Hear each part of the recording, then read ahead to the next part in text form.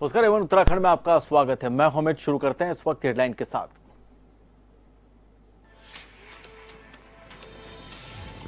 मुख्यमंत्री पुष्कर सिंह धामी ने आवास विहीन लोगों के लिए वैक्सीनेशन का किया शुभारंभ। राशन किट और मास्क भी किए वितरित। रेलवे क्रॉसिंग, बस स्टैंड और कच्ची बस्तियों में चलाया जाएगा विशेष अभियान।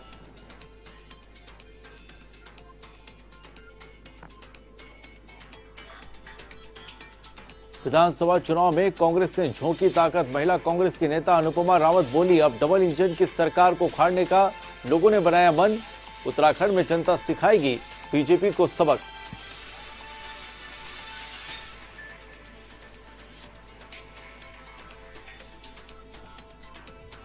उत्तराखंड में भी रहा अगस्त क्रांति का जोर। कांग्रेस मुख्यालय और ट्रेड यूनियन ने भी मनाई भारत छोड़ो आंदोलन की वर्षगांठ। केंद्र सरकार पर लगाया मजदूरों और किसानों की उपेक्षा का आरोप।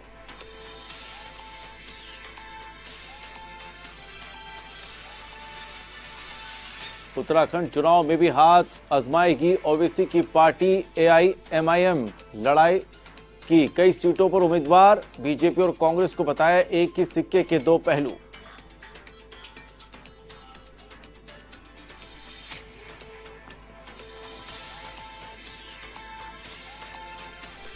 आशा कार्यकर्ताओं ने किया सचिवालय पर प्रदर्शन। वेतनमान बढ़ाने की मांग को लेकर कर रहे हैं आंदोलन। प्रदर्शन के दौरान पुलिस से भी हुई नोकझोंक।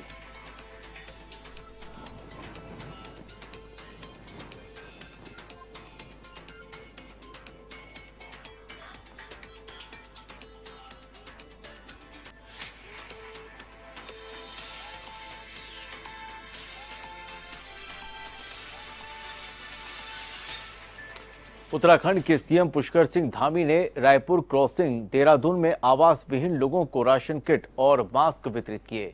ये राशन किट अक्षयपात्र फाउंडेशन की ओर से उपलब्ध कराए गए। इस मौके पर मुख्यमंत्री ने आवास विहीन लोगों के लिए कोविड वैक्सीनेशन का शुभारंभ भी किया। स्वास्थ्य विभाग की टीम द्वारा अब झुग्गी झोपड़ी और गरीब बस्तियों में जाकर कोविड टीकाकरण करेगी। सीएम पुष्कर सिंह धामी ने कहा कि आगामी 4 माह में प्रदेश में 100% टीकाकरण किया जाएगा। प्रदेश के दूरस्थ क्षेत्रों तक कोविड टीकाकरण के लिए लगातार कैंप लगाए जा रहे हैं।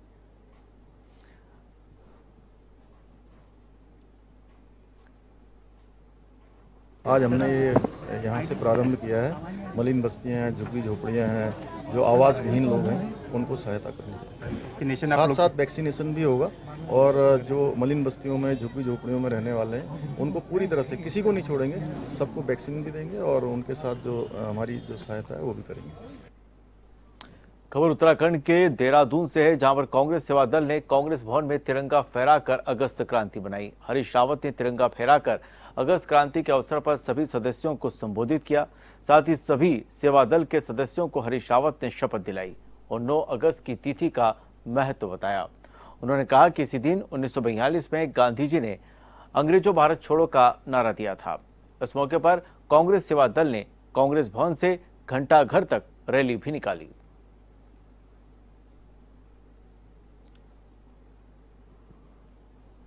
ये गांधी और आज़ादी के मूल्यों को याद करने का दिन है। ये संकल्प का दिन है। ये दिन अंग्रेजों भारत छोड़ो के साथ हमको अपने मन में जो हमारी बुराइयां, जो संविधान सम्मत नहीं है, जो हमारे अंदर छुआछूत, वैमनस्य, विभेद, असहिष्णुता जैसे कुरीतियां आ रही हैं, कुसंस्कार आ रहे हैं, उनको त्यागने का, उनके खिलाफ लड़ने का दिन है। उत्तराखंड में विधानसभा चुनाव की तैयारियों को लेकर सभी पार्टी मैदान में उतर चुकी हैं। हरीश रावत की अध्यक्षता में कांग्रेस उत्तराखंड में चुनाव लड़ रही है। विधानसभा चुनाव में कांग्रेस ने परचम लहराने के लिए पूरी ताकत झोंक रखी है। कांग्रेस की महिला मोर्चे की राष्ट्रीय महासचिव और पूर्व मुख्यमंत्री हरीश रावत की सुपुत्री अनुपमा रावत भी उत्तराखंड में कांग्रेस को मजबूत बनाने में जुटी है। मैंगलोर पहुंची अनुपमा रावत ने पत्रकार वार्ता करते हुए कहा कि डबल इंजन की सरकार ने उत्तराखंड की जनता को ठगने का काम किया है। बेरोजगारी और बढ़ती महंगाई से भाजपा सरकार को कोई सरोकार नहीं है। गरीब और गरीब होता जा रहा है और बेरोजगारी बढ़ती जा रही है, लेकिन यह सरकार खामोश बैठी हुई है। जिस दिन हम चुनाव हारे थे, जनता ने अपना बहुमत भाजपा के पक्ष में दिया था। उसी दिन से हम रोज़ ये देख रहे थे कि भाजपा जो है किस तरीके से जनहितों को दरकार करते हुए, उसको इनकार करते हुए सिर्फ अपने हितों के साधने के लिए कार्य कर रही है। और उसके तभी से जो है हम लोग लगातार लोगों के बीच में बने हुए हैं। हमारे प्रत्येक कार्यकर्ता, हमारे नेता, हम अपने अपने क्षेत्रों में लोगों के सुख दुख में खड़े रहे। उत्तराखंड में विधानसभा चुनाव की तैयारियां शुरू कर दी गई हैं। भाजपा और कांग्रेस के बाद अब आम आदमी पार्टी ने भी ताल ठोकी है। तो वहीं बैरिस्टर ओवैसीउद्दीन ओवैसी की पार्टी AIM-IM भी उत्तराखंड की सियासत में उपस्थिति दर्ज कराएगी। ओवैसी ने भी यहां के विधानसभा चुनाव में अपनी दावेदारी पेश करने का मन बना लिया है। मजलिस पार्टी के उत्तराखंड प्रदेश अध्यक्ष डॉक्टर नैयर काजमी ने बताया कि आने वाले दिनों में ओवैसी उत्तराखंड आएंगे और प्रदेश में विधानसभा चुनाव में अपने प्रत्याशियों को चुनावी अखाड़े में उतारेंगे। उन्होंने कहा कि भाजपा और कांग्रेस दोनों एक ही सिक्के के पहलू हैं। दोनों पार्टी ने ही उत्तराखंड की जनता को ठगने का काम किया है, लेकिन इस बार प्रदेश की जनता ठगने वाली नहीं है और इस बार हमारी पार्टी उत्तराखंड में प्रत्याशी उतारकर दावेदारी पेश करने के साथ जीतेगी भी।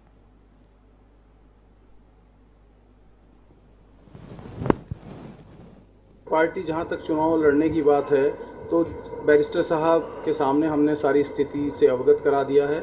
हमारे संगठन की जो बूथ लेवल तक कमेटी जिन जिन विधानसभाओं में तैयार हो गई है उनमें सभी में हमारी पार्टी चुनाव लड़ेगी। और जहां तक मुद्दों की बात है तो मुद्दे तो हमारे सबसे बड़ा मुद्दा हमारा यही है कि शिक्षा, सुरक्षा, सम्मान चाहिए, रोटी, कपड़ा, मकान चाहिए, मानव मानव एक समान, ऐसा भारत महान चाहिए। तो ऐसे उत्तराखंड की और ऐसे भारत की कल्पना करने के लिए हम लोग इकट्ठे होकर मेहनत कर रहे हैं। खबर उत्तराखंड के जसपुर से है, जहां पर विधानसभा चुनाव को लेकर पार्टियां अपनी तैयारियों में जुट गई है। इसी के तहत भाजपा की ओर से जसपुर के मेघावाला में कार्य समिति की बैठक हुई, जिसमें मंडल के सभी कार्यकर्ता मौजूद रहे। इस मौके पर बूथ लेवल पर भाजपा को मजबूत बनाने पर जोर दिया गया। भाजपा के मुख्य प्रवक्ता खूब सिंह विकल ने बताया कि प्रदेश भर के सभी मंडलों में कार्य समिति की बैठक चल रही है, ताकि बूथ लेवल पर पार्टी को मजबूत बनाया जा सके।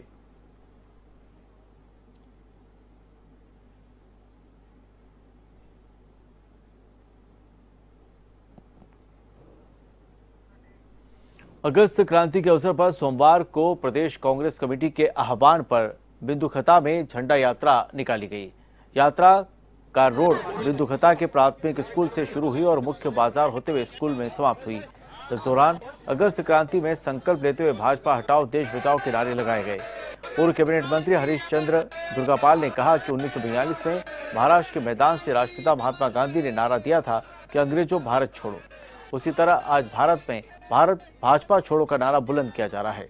कांग्रेस की झंडा यात्रा, जो कि आंदोलन का प्रतीक है, इसे मनाते हुए यात्रा निकाली गई। दूसरी ओर वरिष्ठ कांग्रेस नेता हरेंद्र बोरा ने कहा कि महात्मा गांधी को श्रद्धांजलि दी और कहा कि अगस्त क्रांति के अवसर पर भाजपा भगाओ और कांग्रेस लाओ का नारा लगाया गया है।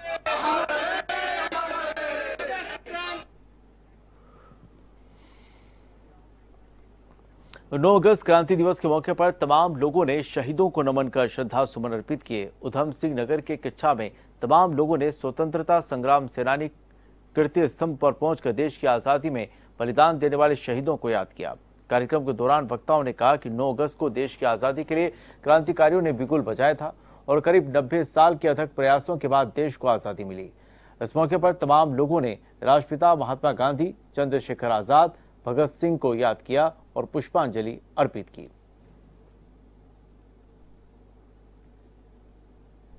और इसके लिए मैं एक हिंदू मुस्लिम समाज सब इकट्ठा होकर रहे कि जो हम में तुम में हुई मोहब्बत तो देखो कैसा हुआ उजाला। वो मंदिरों में खिला तबस्सुम, वो मस्जिदों में खिला तबस्सुम, वो मुस्कुराया है फिर शिवाला। जो हम में तुम में हुई मोहब्बत तो लब गुलाबों के फिर से महके, नगर शबाबों के फिर से महके। किसी ने रखा है फूल फिर से, वरक किताबों के फिर से महके। मोहब्बतों की दुकान नहीं है, वतन नहीं है, मकान नहीं है, कदम का मीलो निशा नहीं है, मगर बता ये कहाँ नहीं है। कहीं पे पूजा अजान है ये, कहीं पे गीता कुरान है ये, सदाकतों की जुबान है ये, खुला खुला आसमान है ये, तरक्कियों का समाज जागा के बालियों में अनाज जागा। आज 9 अगस्त है और ये जो तिराया है ये शहीदों के नाम से जाना जाता है। यहाँ स्वतंत्रता सेनानी जितने शहीद हमारे देश में हुए थे सारे लोगों का यहाँ पर नाम लिखा गया है और सबको याद करने के लिए आज 9 अगस्त के दिन सारे लोग इकट्ठे होते हैं। और माननीय विधायक जी ने इस चौराहे को जो है सुंदरीकरण करके उत्तराखंड के नेता प्रतिपक्ष प्रीतम सिंह ने डोईवाला के भानियावाला में पहुंचकर 101 वर्षीय स्वतंत्रता संग्राम सेनानी साधु सिंह से मुलाकात की। वहीं उनको तिरंगा ध्वज देकर और शॉल ओढ़ाकर सम्मानित किया। नेता प्रतिपक्ष प्रीतम सिंह ने कहा कि स्वतंत्रता संग्राम सेनानी हमारे देश की शान है, इनका मार्गदर्शन हमें मिलते रहना चाहिए।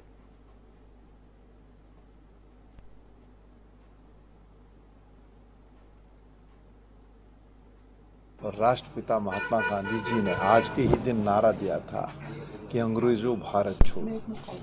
और स्वाभाविक बात है कि अब देश के अंदर बहुत गिने चुने लोग जो है स्वतंत्रता संग्राम सेनानी रह गए हैं, जिनमें से एक साधु सिंह जी हैं। मैं आज इनके पास, इनके आवास पर आया हूं और हमारे पास देने के लिए कुछ नहीं है। हम इनका सम्मान किन शब्दों में करें, उस शब्द में हमारे पास नहीं है। खबर देहरादून से है, जहां पर आशा कार्यकर्ताओं ने मांगों को लेकर सचिवालय की ओर कूच किया। हालांकि यहां पर तैनात पुलिस बल ने प्रदर्शनकारियों को सचिवालय से पहले रोक दिया। इस दौरान प्रदर्शनकारियों और पुलिसकर्मियों में नोकझोंक भी देखने को मिली। वहीं आशा कार्यकर्ताओं का कहना है कि प्रदेश के स्वास्थ्य मंत्री डॉक्टर धन सिंह रावत ने आश्वासन दिया था और 31 जुलाई तक मुख्यमंत्री धामी से चर्चा कर मांगों पर उचित कार्रवाई करने की बात कही थी, लेकिन उनका आश्वासन भी झूठा साबित हुआ। ऐसे में अब कार्यकर्ताओं में अधिक रोष है। उनका कहना है कि मानदेय 18,000 किया जाए, हमें प्रोत्साहन राशि नहीं चाहिए।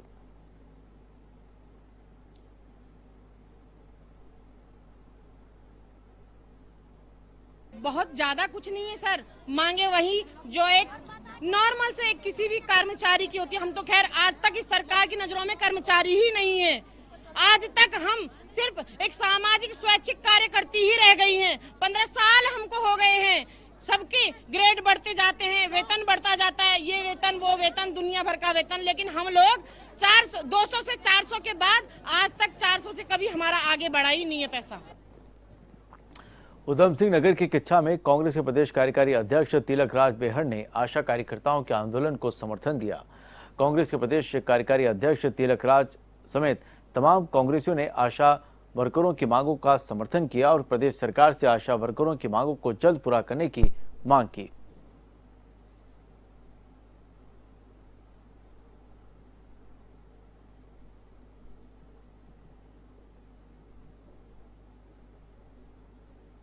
सरकार से ये मांगे हैं, जैसा कि निरंतर हम लोग बोल ही रहे हैं, पूरे प्रदेश में चल रहा है ये 13,000 आशा बहनें हमारी और भी धरने पर बैठी हुई हैं सर। और दूसरी बात ये है कि हम लोगों की मांगे हैं कि हमारा वेतन लागू किया जाए, 21,000 वेतन लागू किया जाए सर। और जो हम लोग इसके जो अतिरिक्त काम करते हैं, जैसे कि कोविड में काम, हमारा काम सिर्फ जो आशा के कार्य थे वो ये थे कि मातृ और शिशु मृत्यु दर को कम करना। इन लोगों को सिर्फ गर्भवती महिलाओं के लिए रखा गया था। गर्भवती महिलाओं के साथ साथ सरकार ने इनके ऊपर इतना अतिरिक्त बोझ डाल दिया है। उस बोझ के साथ इन लोगों की कहीं से कहीं तक कोई रुपए बढ़ाने का, मानदेय बढ़ाने का काम नहीं किया है। अब मैं आज स्वास्थ्य विभाग और प्रदेश सरकार से ये पूछना चाहती हूँ कि जो इन लोगों को आज 2,000 रुपए दिया जाता है, कार्यकर्ताओं की मांग जायज है। कि जब मैं हेल्थ मिनिस्टर था उस समय इनको नियुक्तियां दी गई थी और इनकी मांग जाए कि इनका मासिक वेतन तय होना चाहिए। जिस तरह से और लोगों का भी प्रदेश के अंदर मासिक वेतन तय है, इनका मासिक वेतन ही तय नहीं है, तो इनको बेचारे वो गुजारा भत्ता जो है मानदेय बहुत नागे। उत्तराखंड के सितारगंज से है, जहां पर शक्ति फार्म स्थित बैकुंठपुर क्षेत्र में बंगाली एकता मंच की ओर से कोरोना वॉरियर्स का सम्मान समारोह आयोजित हुआ। इस मौके पर डॉक्टर्स, नर्स और आशाओं का सम्मान किया गया। इस मौके पर हेल्पिंग हैंड नामक सोसाइटी के संचालक मुकेश रावत ने कहा कि अखिल भारतीय बंगाली एकता मंच से प्रेरणा लेकर उन्होंने भी समाज के प्रति अपनी कार्य योजनाओं को संचालित करने की कोशिश की है।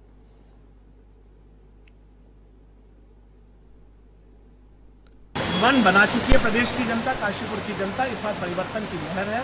निश्चित रूप से कांग्रेस का विधायक आपके समक्ष आएगा और उसी तरीके से काशीपुर का विकास होगा जिस प्रकार से कांग्रेस के समय में काशीपुर का विकास होता था।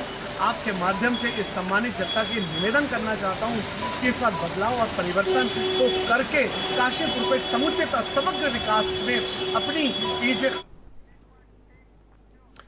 खबर उत्तराखंड के काशीपुर से है, जहां पर तेज बारिश के चलते मुख्य बाजार, रतन सिनेमा रोड, महाराणा प्रताप चौक, Subhash Nagar, railway station road समेत कई स्थानों पर जल भराव हो गया, जिसके चलते मुख्य बाजार की कई दुकानों में पानी घुस गया। तो ये पर्वतीय क्षेत्रों में बारिश के चलते आम जनजीवन अस्त व्यस्त हो गया है। काशीपुर में वही तेज बारिश ने नगर निगम की तैयारियों की पोल खोलकर रख दी है। यहाँ तक कि मेयर उषा चौधरी के घर के आगे सड़क पर इतना पानी भर गया कि वहां पर आसानी से नाव चलाई जा सकती है।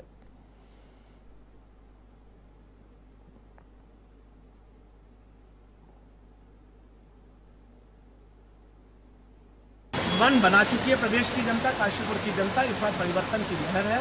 निश्चित रूप से कांग्रेस का विधायक आपके समक्ष आएगा और उसी तरीके से काशीपुर का विकास होगा जिस प्रकार से कांग्रेस के समय में काशीपुर का विकास होता था। आपके माध्यम से इस सम्मानित जनता से निवेदन करना चाहता हूं कि इस बार बदलाव और परिवर्तन को करके काशीपुर को एक समुचित और समग्र विकास में अपनी ये जो हवन चलने वाला इस हवन में अपनी सकारात्मक आहुति दे। डोईवाला नगर पालिका ने सड़क किनारे काबिज अतिक्रमण को हटाने की एक बड़ी कार्रवाई की है। पालिका ने सख्त रवैया अपनाते हुए सड़क किनारे फैले अतिक्रमण हटाए। इस दौरान व्यापारियों ने पालिका अधिकारियों के प्रति कार्रवाई को लेकर नाराजगी जताई। इस दौरान दोनों पक्षों में नोकझोंक भी हुई। पालिका कर्मचारियों ने व्यापारियों से अतिक्रमण हटाने की अपील की, इसके बावजूद अतिक्रमण नहीं हटाया गया। तब तक नगर पालिका अधिकारियों ने पुलिस फोर्स के साथ सड़कों किनारे काबिज अतिक्रमण हटाए और चालान भी काटे। डोईवाला नगर पालिका के ईओ एमएल शाह ने कहा कि नगर में अतिक्रमण को लेकर कई दिनों से लोगों को सूचना दी गई थी। सोमवार को भी मिल रोड और रेलवे रोड के किनारे फैले अतिक्रमण हटाए गए और आगे भी नगर पालिका का अभियान जारी रहेगा।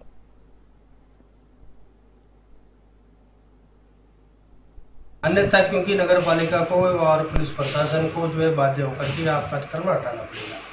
और ये अपील उनसे कर ली गई थी, उन्हीं का हम सहयोग उनसे पहले हमने उनसे सहयोग की अपील कर ली थी, सहयोग की अपेक्षा कर रहे हैं। अभी भी वो मिलने मुझसे आए तो अभी भी मैंने उनसे सहयोग की अपील की है।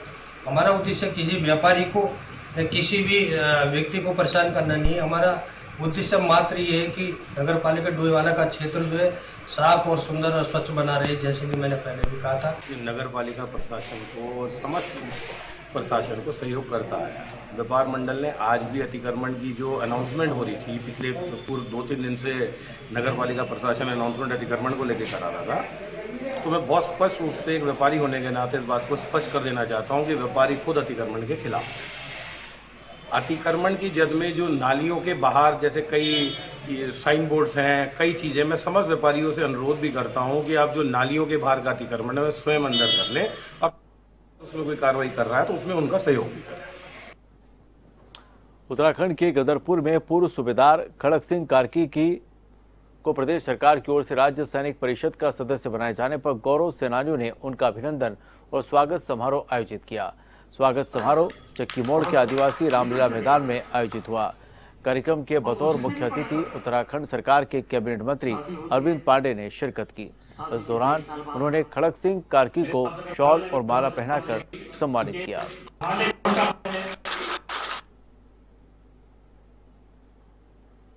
गवर्नमेंट ने एनालिसिस किया होगा, उन्होंने जांच की होगी कि किस प्रकार से अब ये गठन सैनिक परिषद का करना था। तो उस गठन में मेरा नाम जो गया है, मैंने तो किसी को कोई सिफारिश भी नहीं की थी, लेकिन चयन किया है। मैं समझता मैं धन्यवाद दूंगा सरकार को, खास करके मंत्री जी को भी। हमारे गणेश जी हमारे सैनिक कल्याण मंत्री है, उन्होंने भी जो है मेरे को बधाई दी है। आज ही नहीं हो रहा है, जब से देश आज़ाद हुआ तब से लेके आज तक लगातार चुनाव हो गए हैं। और ये चुनाव की वजह है कि जब सैनिकों का पोस्टल वोट आता है तो आज की डेट में से 100 में से 100 वोट भाजपा को मिलता है। इसीलिए कि सीमा पर जो सैनिक वहाँ लड़ते हैं ना, वहाँ देश आज़ाद हुआ तब से लेके आज तक सब पीड़ाओं को सैनिक समझता है, तो जानता है कि अगर देश में भाजपा बैठी है तो सैनिकों का और देश का कल्याण है। भाजपा नहीं होगी तो नहीं होगा। तो यह कोई नई बात नहीं है, लगातार सैनिकों के हित में। और दिनेशपुरा में युवा कांग्रेस के स्थापना दिवस पर पुलिन विश्वास प्राथमिक स्वास्थ्य केंद्र में युवा कांग्रेस के कार्यकर्ताओं ने वृक्षारोपण किया। इस दौरान युवा कांग्रेस के प्रदेश अध्यक्ष सुमितस्तर भुल्लर ने कहा कि युवा कांग्रेस की स्थापना का मुख्य उद्देश्य था कि युवाओं को एक नए प्लेटफॉर्म पर लाना है, युवाओं को सामाजिक कार्यक्रमों के माध्यम से आगे बढ़ाना है।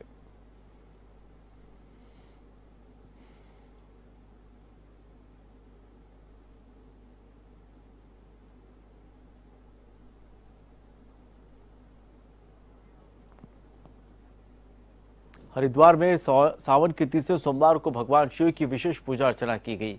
इस दौरान सभी मंदिरों में भोलेनाथ की पूजा के लिए भक्तों की कतार नजर आई। वहीं कनखल के दक्षेश्वर महादेव मंदिर में भी भगवान शिव का विशेष जलाभिषेक किया गया। हालांकि कोरोना गाइडलाइन की पालना भी यहां पर की गई।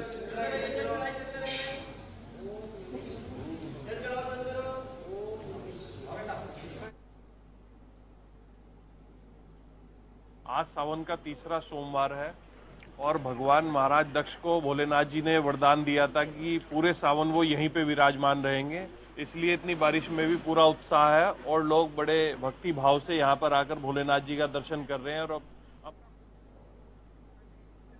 तो चलिए उत्तराखंड में फिलहाल इतना ही, लेकिन खबरों का सिलसिला जारी रहेगा।